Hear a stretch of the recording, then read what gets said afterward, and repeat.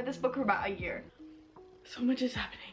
We've got a sharing one bed trope.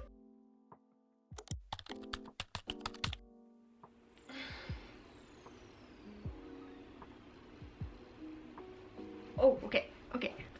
Different lighting. And I think it's a vibe. Okay, hello everyone. Welcome to or back to my channel. I've been waiting for this book for about a year.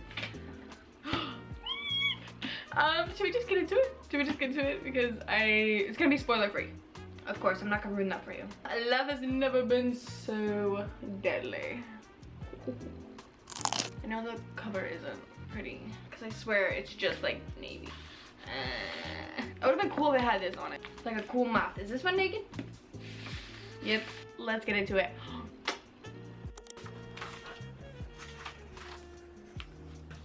So it's the next day. The tension already? I totally forgot some of the things that happened. And I had to remind myself, I was like, okay. Wait, hold on, what happened? As soon as they were getting into it just a little bit, I was like, oh, okay, that's what happened. And I was like, oh my god, yeah, that's right, that's what happened. And then also the fact that like now she's engaged to somebody. I mean, they meet right away. Them together, they just have like insane chemistry. The tension is just so thick. You're just sitting there, you're like eating popcorn while they're just having this really intense conversation. They could be talking about grass. You'll just like sit there and you'll eat it up because that's just how it is. We've got a sharing one bed trope.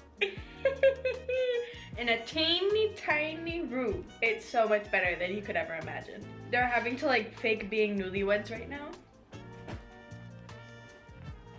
They're having to sneak around because there's a spy that can't spot him because he's now not in charge of the mission to like kill Rune. Because they're like, you know what, you kind of suck at this and we don't trust you, so you're no longer needed. And now we'll have someone else do it.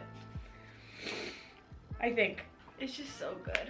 It's just so cozy. There's something happening all the time. I think after reading / listening to Onyx Storm, it's just so nice. It's just so nice and so comforting to have like a well-balanced, well-paced book, like a fantasy romantasy. Like I feel like this series is like true romantasy. The romance is at the forefront, but then also the fantasy element is always present there, and it's so good. Both things are so good, and they mesh so well. So it's like, just, thank you. And also I have bad eyes, so it's just so nice that the text is ginormous. Unlike some books.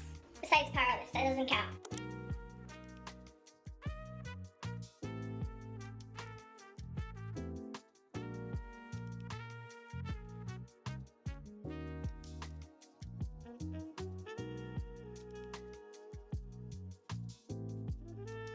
Literally right behind the screen is Benji. I just hope he doesn't. My stomach hurts so bad. The first like official day of my cycle. Oh, and I also am like really munching on my cheeks at night. Like I don't know what has been going on recently, but I keep munching. Like my cheeks right here are so sore because I guess I like grab them in the middle of the night with my teeth, and I just go to town, I guess. I don't know what's happening. Anyways, I'm on page 342. I was trying to figure out, I was like, where do I stop with this book? And like, where do I give an update? Because so much is happening. And now it's like the final. Like, we're slowly getting there to like the final countdown of like, the events are happening, but the sequences are predictable, but it's the way we get from A to Z that's not as predictable. I don't know if that makes any sense. It's still good, and there's some people find comfort in predictability, but at least it's not all over the place. I appreciate books like this that have a clear viewpoint and a clear direction that it's going in. The Easter eggs, they're perfectly placed. I love it. Anyways, Rune, she's just full of tricks. I know this girl cannot be stopped. It's in her blood. She's literally unstoppable. And Gideon too, persistent, and the perseverance this man has. I don't know, I'm trying to sound smart. I'm not annotating because I'm too much of a perfectionist when it comes to my notes. Like, I want my notes to be very pretty, and if it's not pretty, like, I can't take it back, obviously. Like, if I highlight something on the page and it's crooked, it's gonna drive me crazy. These are pages so far that have really stuck out to me, that are like, I just felt an overwhelming sense of emotion from like what happened on the page, or it's just like something that really, really stood out that I feel like is very important. Like, these were moments that, how do you say? These are just really important moments, we'll say that. Page 155, 185, page 200, page 225, page 246, and I put several exclamation marks next to it. You'll see why. Page 270 and page 334 so far. I remember feeling really conflicted on page 151, and you'll see why, but it was just like one of those moments.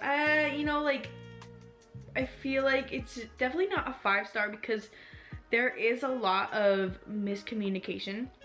Not miscommunication, lack thereof communication, and just like assuming they probably feel this way about what I just did, and I should probably tell them, but you know what, it's gonna be fine. And then they just don't say anything about it, and then it kind of goes back and forth, and everything eventually gets figured out, but still, it's like, just say how you feel, and just say how you feel about the situation, what's happening, what's going on, be truthful, be honest, but they're not. That's my update right now. I'm gonna continue eating chocolate, my stomach hurts.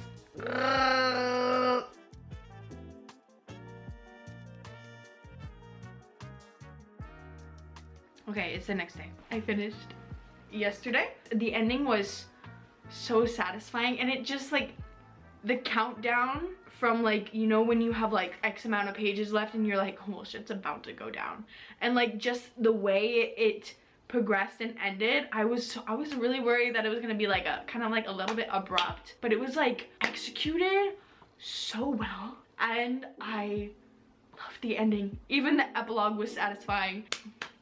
Even the last words were satisfying. I'm gonna say 4.75. Same as I rated the other one. Hold on, let me go to my notes real quick. I'll talk about the other pages that I have, and then I'm gonna show you what I got today real quick. A small little haul of like the things I accumulated. I accumulated 4 books, a puzzle, and then something really cool. Okay, I don't know which ones I left off on, so I'm just gonna preface page 270, page 334, and page 376. And then I put the entire chapter 71. I know it's chapter 71, but just forewarning, that's like the real spice chapter, I guess. Page 437 broke me. Trying to remember, let me find... Oh, yes. Something had to happen in order for something else to happen, and then it's a whole chain of events that happened, one right after the other, and it was just like the reaction of the first thing that was foreshadowed, and it was just like hurt my heart because the character growth that this character goes through was just like, oh, that is my weakness when it comes to like romance. Like when one suffers at all and the other one is there or present, it really hurts my heart. I think that's it, because I feel like there's not really much else to say. I've talked a lot. 10 out of 10 recommend this duology. I'm very, very happy with the ending and conclusion and just the whole journey of this duology. I love it. Literally forgot to show you what I bought. I got this puzzle. These are my favorite puzzles. This is my favorite brand of puzzles. Gallison. They're so easy. I thought that they were only on Amazon, but I have so many of these puzzles, and I've done so many of them. I get them done with me and my dad. We get them done in like 2 hours. They're so much fun. I love them. We went to Barnes, and I got this book. I'm very excited. I feel like this is gonna be very similar to Happy Place. She gets divorced, and I think she's with somebody else, and then she ends up being stuck in a natural disaster or something with her ex-husband. I don't know how, and she starts to realize why she fell in love with him in the first place. I feel like I like stuff like this. And then I found this book. The Crimson Road by A.G. Slater. Underground fighting, vampires, witches, somebody's trying to kill her. It becomes clear that she's gonna have to clean up the mess her father made. Training as a fighter in an underground arenas, honing her skills against the worst scum her father could pit against her. She has learned to be ruthless to kill. So I'm intrigued. Okay, then we went to two like secondhand bookstores.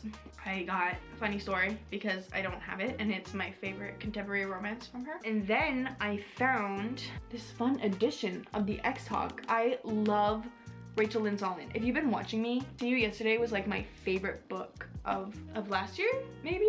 I don't know, actually. I've lost track of time when it comes to what I read and when I read it. But I actually really like this book, and it has a really fun, I don't know if you can see, sprayed edge, and also signed, and the writing is in pink. And so I was like, oh my god, it's perfect. I have the other two books that were there, like the limited editions that they had. And then I found this. Didn't care what the price was because I love this album and I don't have any vinyls, but I'm gonna use it as decoration. I have like a little shelf of like my Hype and stuff in my bedroom. That sounds creepy, but it's just like the albums. So yeah, now we're done with today's video. And also because I'm a premium member, I got to pick out a tote bag. It was free. Not really free, but it's free. Now that's it for today's video. I hope you enjoyed, and I will see you next time, okay? Bye! Yup, BB.